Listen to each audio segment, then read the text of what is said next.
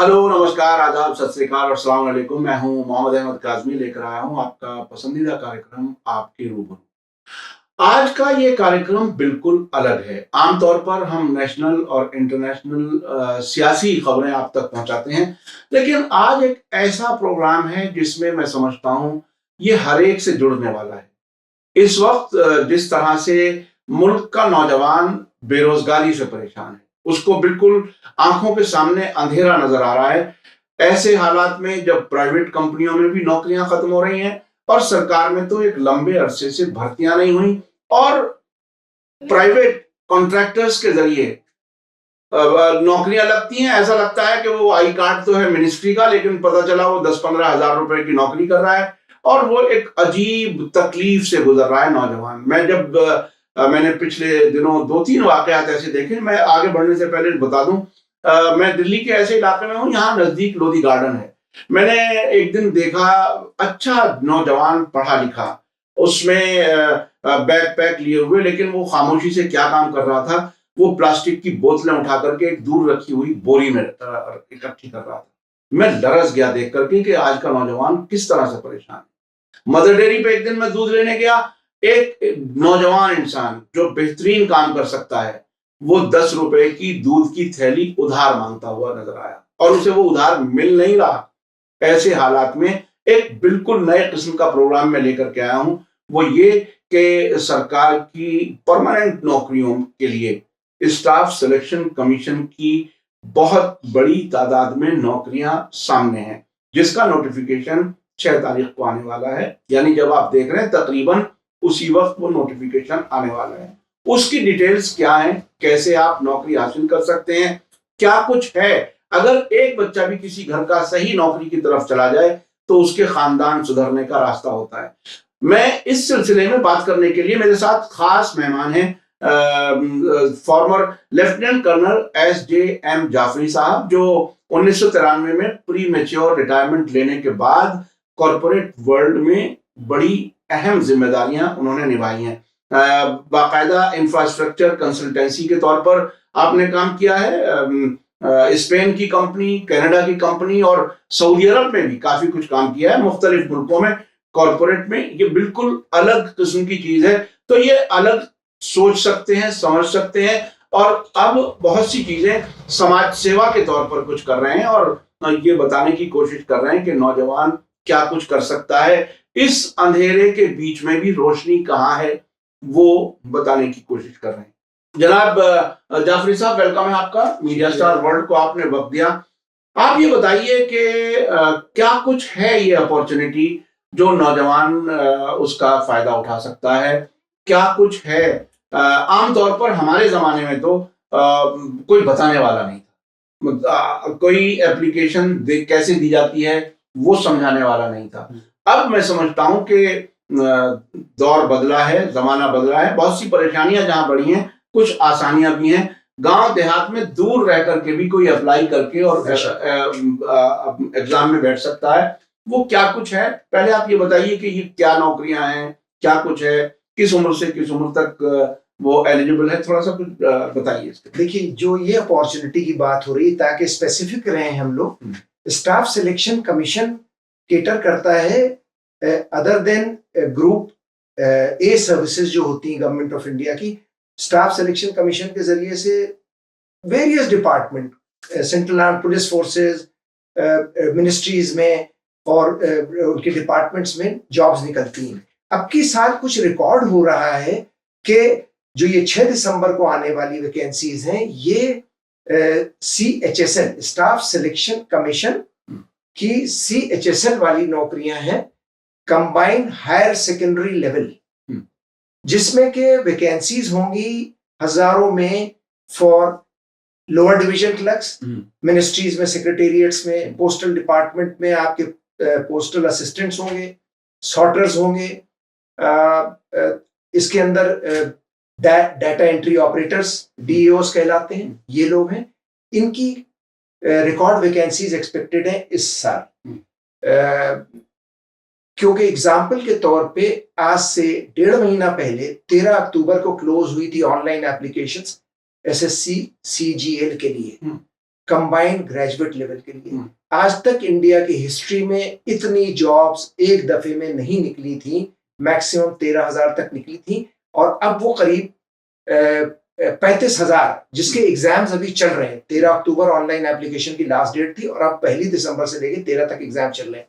अब ये CHSL का एडवर्टाइजमेंट उसका नोटिफिकेशन आ रहा है, ये आएगा 6 दिसंबर को, और इसमें कुछ टाइम मिलेगा आपको, 1 महीना तकरीबन या 20-25 दिन अप्लाई करने के लिए, और फिर इसका एग्जाम होगा। तो इसकी खासियत ये है कि ये 3 टीयर में एग्जाम होता है, टीयर 1, टीयर 2, टीयर 3, यानी 3 मरहलों में। 3 मरहलों में। हाँ। और वो स्प्रेड आउट रहता है 2 महीने 2.5 महीने के, यानी अच्छी खासी तैयारी का भी वक्त मिलता है। अच्छा खासा तैयारी का वक्त मिलता है। एज इसके लिए 18 से 27 साल अनरिजर्व वैकेंसीज के लिए। अगर कारगिल वगैरह के बच्चे हैं तो उनके लिए 5 साल एक्स्ट्रा हो जाता है इसमें, तो उनको एडवांटेज मिल जाता है, या शेड्यूल ट्राइब्स के लोग, शेड्यूल OBCs होते हैं, उनके लिए एक्स्ट्रा हो जाता है। अदरवाइज 18 से 27। लोअर डिवीजन क्लर्क जैसे मैंने कहा, postal assistants, sorters, post office की जो जॉब्स हैं, डाटा एंट्री ऑपरेटर, हर मिनिस्ट्री में। और इसके अंदर स्कोप ये होता है कि बच्चा अगर LDC ज्वाइन कर लेता है तो वो आपके CGL के लिए बैठ सकता है, क्योंकि जरूरी नहीं कि आप 12वां करके ही बैठे। BA भी आप हो सकते हैं, आप MA भी हो सकते हैं। और आप अगर इस तरह के उसमें बैठेंगे तो डिपार्टमेंट में सेलेक्ट होने के बाद भी आपके प्रमोशन के इतने चांसेस हैं, आप हायर इवन IAS के लिए आप तैयारी करिए। A job in hand is worth 2 in a bush वाली बात है, जैसे बर्ड के लिए कहा जाता है। तो और सैलरी लेवल इस वाली जॉब में 35 से 45,000 तक जाती है सैलरीज। तो मेरे हिसाब से आइडियल चांस है, क्योंकि वैकेंसीज इतनी ज्यादा है, चांसेस ऑफ सिलेक्शन बहुत अच्छे हैं। एक बड़ी हाईलाइट इसकी है कि कोई इंटरव्यू नहीं। अच्छा, ये बहुत इंपॉर्टेंट है। देखिए, आमतौर पर इंटरव्यू से ये डर लगता है कि चूंकि वो इंसानों के हाथ में होता है और वो अपनी पसंद नापसंद इंडिविजुअल्स कर लेते हैं। ये इंटरव्यू नहीं है, तो ये तो जो भी ब्राइट स्टूडेंट है वो उम्मीद कर सकता है कि उसका सिलेक्शन हो जाएगा। तो ये इसमें क्या सेंट्रल गवर्नमेंट की ही है ये, या स्टेट गवर्नमेंट्स में भी, स्टेट कैपिटल्स में भी, मतलब ये इनको एम्प्लॉयमेंट पोस्टिंग कहाँ मिलने की उम्मीद है, कहाँ? देखिए, ये जॉब्स होंगी, जब ये नोटिफिकेशन आएगा तो ये 60 से 65 पेज का होगा। हाँ। इसमें सारी डिटेल्स होंगी, और ये जो नौकरी है सेंट्रल गवर्नमेंट की है। इसमें आप जब LDC जो सेलेक्ट होंगे वो इनकम टैक्स डिपार्टमेंट भी ऑप्ट कर सकते हैं, उसके अंदर उनसे चॉइस मांगा जाएगा। CBI में भी जा सकते हैं, सेंट्रल मिनिस्ट्रीज में जा सकते हैं। अगर दिल्ली में रहना है तो आप मिनिस्ट्रीज के लिए ऑप्ट करिए, वो होता है secretariat service, central secretariat service, CSS।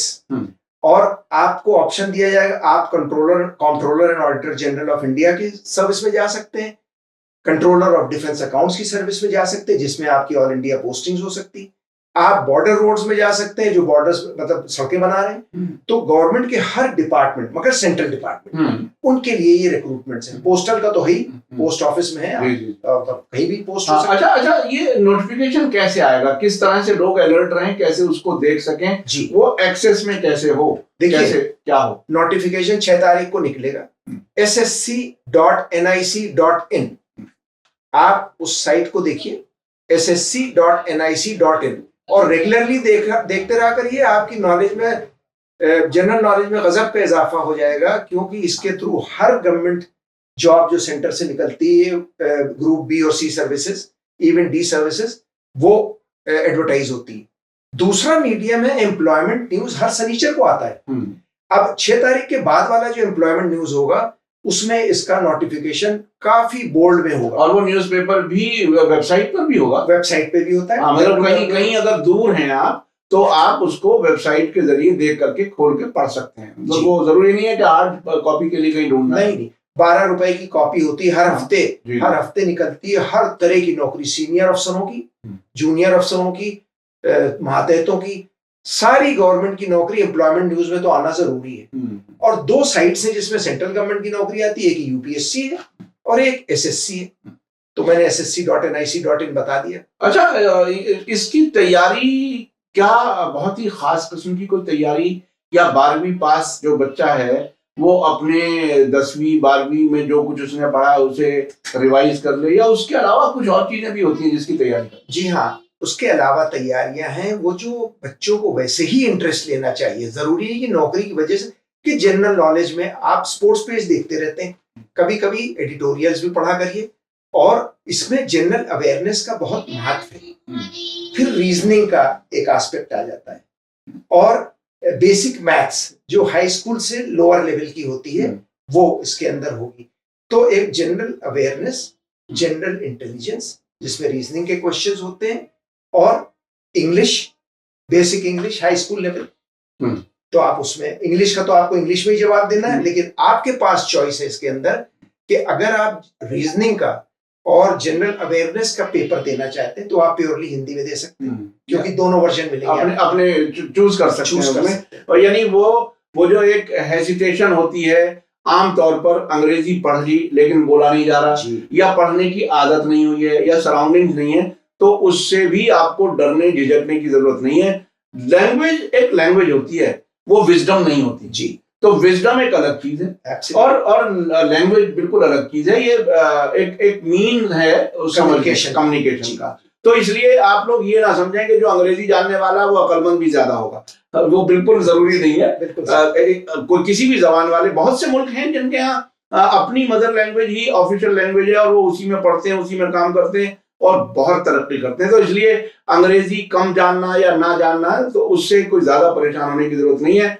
आपके अंदर वो टैलेंट होना चाहिए रीजनिंग का, प्रॉब्लम्स को हल करने का, जैसा कि आपने बताया मैथ्स का, तो ये होना बहुत जरूरी है। अच्छा, इसमें अभी अगर थोड़ा सा और आगे समझा जाए, अगर पिछले कई साल से, जैसे मैंने शुरू में इंट्रो में भी बताया कि सरकार के ऑफिस में बहुत से लोग वो कॉन्ट्रैक्टर के जरिए जाकर के लगे हुए हैं, और वो अंदर अंदर से कितने परेशान हैं, वो एक बहुत बड़ी। तो क्या कोई सरकार ने कोई पॉलिसी बदली है? क्योंकि एक लंबे अरसे से भर्तियों की बात सुनने में नहीं आ रही थी।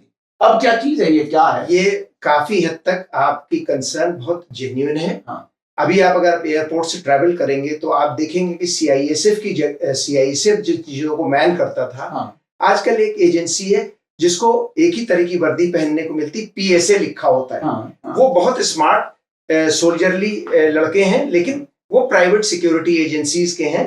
15,000, 16,000, 20,000 तनख्वाह पे काम करते हैं, और वो पीएसए जो है वो सीआईएसएफ को उन्होंने बहुत से रोल्स में रिप्लेस कर दिया है एयरपोर्ट्स के ऊपर। उनकी आप वर्दी अगर देखेंगे तो बीच कलर की शर्ट होती है, ब्राउन कलर का पैंट होता है। पीएसए का मतलब प्राइवेट सिक्योरिटी एजेंसी।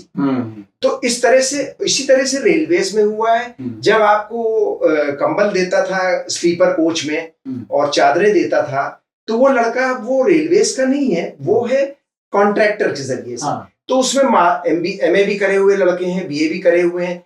जो पहले गवर्नमेंट को रेलवेज में देना पड़ता था वो 35 से 40,000 तनख्वाह देना पड़ती थी। हाँ। आज वो कॉन्ट्रैक्टर के जरिए से 15,000 और 16,000 पे काम कर रहे हैं, और बल्कि कॉन्ट्रैक्टर को बहुत मुमकिन है 25,000 रुपए मिल रहे हैं और ये इन्हें 15 दे रहा है। तो भाई उसको तो कुछ फायदा उठाना ही जी।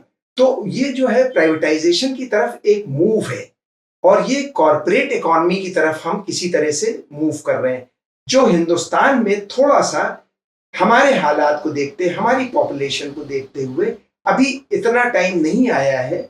हमें गवर्नमेंट की जॉब्स जरूरत है, और बहुत अच्छी तरह से मैनेज भी हो सकती है, मगर गवर्नमेंट की कुछ कंसर्न्स है, कुछ पॉलिसीज हैं जिसकी वजह से वो अभी इस प्रोग्राम में नहीं। जी। तो अब ये बताइए कि ये जो आमतौर पर बच्चे झिझकते हैं कि हमारा कहाँ होगा, खासतौर पे माइनॉरिटीज में, मुसलमानों में इस बात का एक एहसास कमतरी होता है। पढ़ाई में बहुत अच्छे हैं लेकिन वो सोच भी नहीं पाते कि हमें कहीं कोई सरकारी नौकरी मिल सकती है। उस बॉटलनेक से कैसे निकला जाए? वो क्या है, क्या तरीका अपनाया जाए कि इन बच्चों में वो हिम्मत पैदा हो कि वो सबके सामने बराबरी से खड़े होकर के कंपटीशन में खड़े हो सके? वो क्या है? देखिए, बेहतरीन मौका है।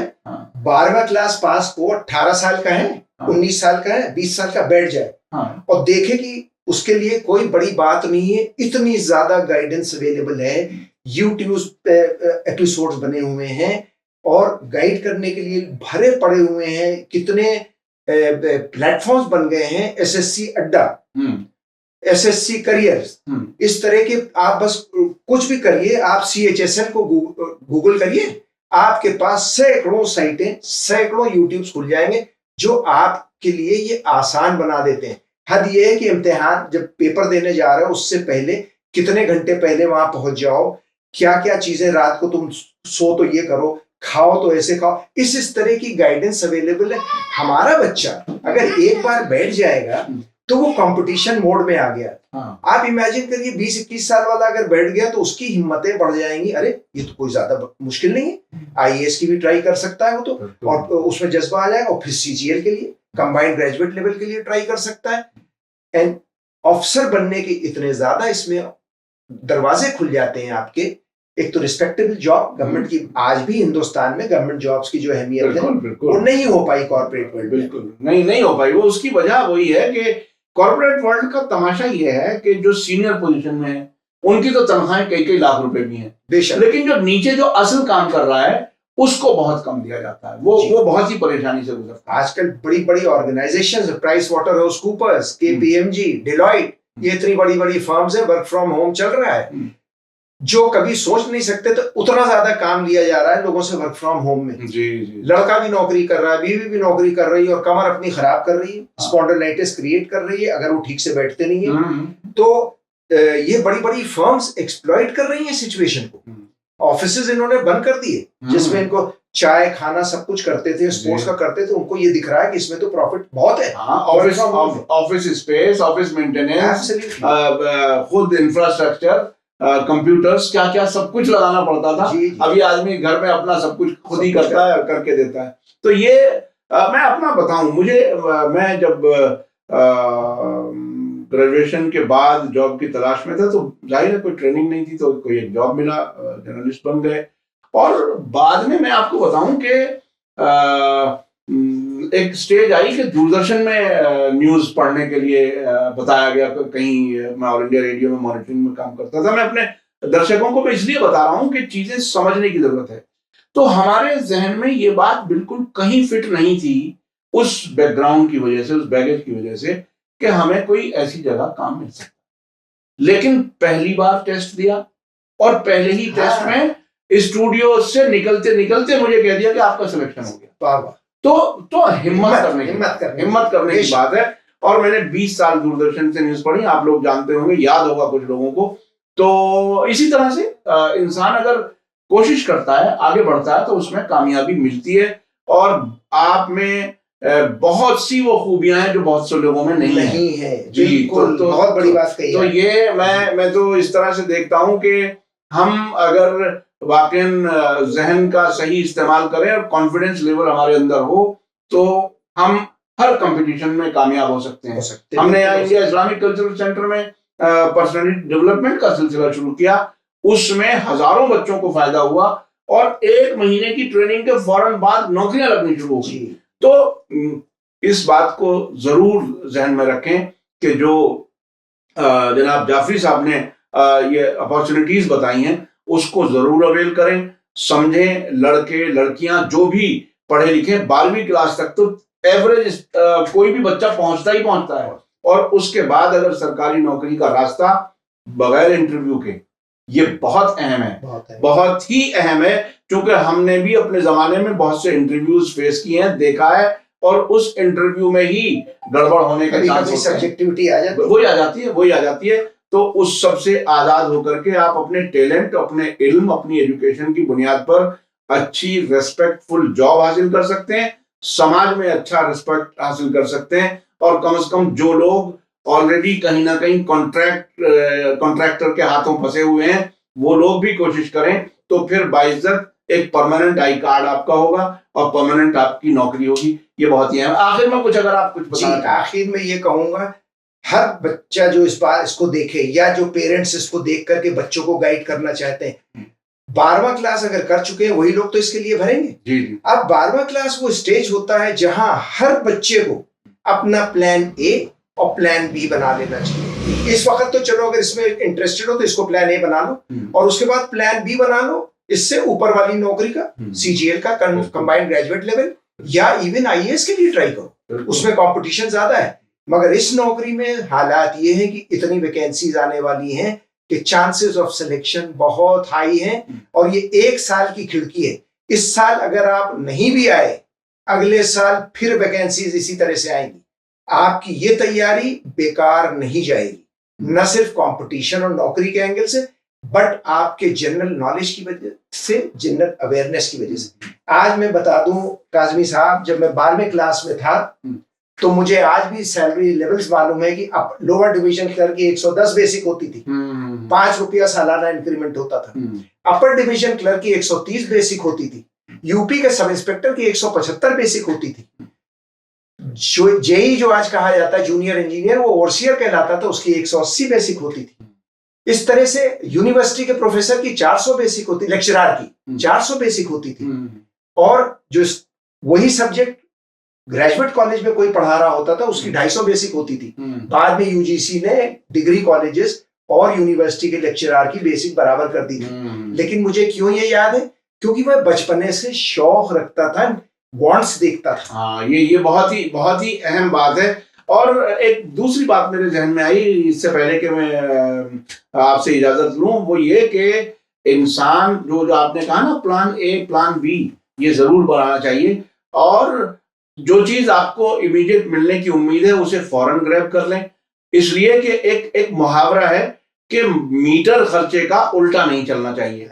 और अगर उल्टा चल रहा है तो ये आपके पास जो भी कुछ आपके पेरेंट्स के पास है वो उसमें से आप माइनस कर रहे हैं। और अगर आप जॉब पे आ गए तो कम से कम आप स्टेबल हो गए, और फिर आप आगे की बेहतरी के लिए भी सोच सकते हैं, और कम से कम पेरेंट्स के या अपने जमा में से नहीं खाएंगे। और ये बहुत ही इंपॉर्टेंट है। बहुत अच्छा पॉइंट आपने रेज़ किया, कोई शक नहीं। तो इसलिए अपने पैरों पर खड़े हों, मेहनत करें, कोशिश करें, और इसमें कोई बायस नहीं हो सकता, क्योंकि इंटरव्यू नहीं है। इस बात ये बहुत ही इंपॉर्टेंट हिस्सा है, मैं समझता हूं। इसके बाद आप लोगों को फौरन तैयारी करनी चाहिए और समझना चाहिए। और जहां जहां जो दूर दराज हैं वो वेबसाइट के जरिए एम्प्लॉयमेंट न्यूज को देखें, ssc.nic.in वेबसाइट को देखें, और जरूर अपना रास्ता खोलें, अंधेरे से बाहर निकलें। ये अंधेरा अगर दिमाग में आ जाए और नाउम्मीदी आ जाए तो उसके बाद उसे कोई नहीं उठा सकता। नाउम्मीदी से उम्मीद की तरफ जाने के लिए ये एक रास्ता है। 12वीं क्लास कोई बड़ी क्वालिफिकेशन नहीं है, इसलिए आप लोग हिम्मत करें और कोशिश जरूर करें। जरूर एक चीज और ऐड कर देता जी हूं। जी जी, ये जो ssc.nic.in की साइट बताई है आपने, इसके अंदर लेटेस्ट न्यूज आती है। जी जी, लेटेस्ट न्यूज को आप वो करते जाइए, पेजेस पलटते जाइए, और नीचे खाने बने रहते हैं। जी जी, आप 21 या 22 पेज पे जाएंगे तो पिछले साल, इसी साल के अर्लियर 1 फरवरी का नोटिफिकेशन है लेकर के इस नौकरी का, जो हो चुका जिसका एग्जाम, उसके अंदर आपको 100% वो डिटेल्स मिल जाएंगे जो आपके इस नोटिफिकेशन में निकलने वाली है। इसलिए आपकी तैयारी आज से शुरू हो जाएगी। बिल्कुल, आज से नोटिफिकेशन ना भी आए, आप उस नोटिफिकेशन को 1 फरवरी 2022 वो लेटेस्ट न्यूज में आप देख लीजिएगा, 21वें पेज पे या 22वें पेज के आसपास वो डेट मिल जाएगी आपको। जी जी जी, बहुत बहुत शुक्रिया जनाब लेफ्टिनेंट कर्नल SJM जाफरी साहब, आपने हमें वक्त दिया। और मेरी कोशिश ये रहती है कि अगर हमारी कोशिश के नतीजे में कोई एक बच्चा भी कामयाब हो जाए तो वो बहुत ही, हम उसे अपनी कामयाबी समझेंगे। और कोई एक बच्चा भी अगर कामयाब हो जाता है तो उसके आने वाले खानदानों तक, बच्चों तक, आने वाली नस्लों तक उसका असर होता है। और किसी एक फैमिली में 2 4 5 और एक को हो जाए तो उन सब के लिए भी वो सहारा बनता है। तो जरूर आप लोग इस अपॉर्चुनिटी का फायदा उठाएं। इसी के साथ मुझे दीजिए इजाजत। धन्यवाद, शुक्रिया, जय भारत, जय हिंद।